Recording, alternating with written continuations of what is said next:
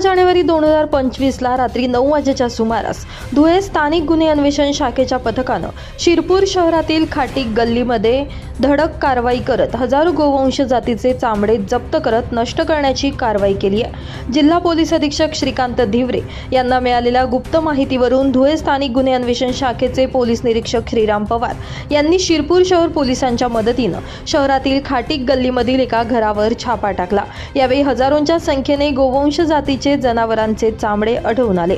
या प्रकरणी गुन्हा दाखल करण्याची आणि मुद्देमाल नष्ट करण्याची कारवाई रात्री उशिरापर्यंत सुरू होती।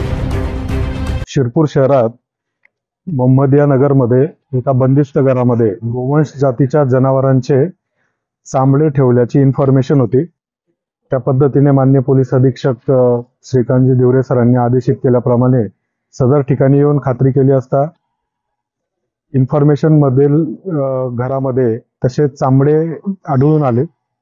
त्याप्रमाणे शिरपूर शहर पोलीस स्टेशनचे प्रभारी अधिकारी श्री के पाटील, त्याचप्रमाणे वेटरनरी डॉक्टर व नगर परिषदेची टीम असे सर्वांना पाचारण करून पुढील कारवाई करीत आहोत।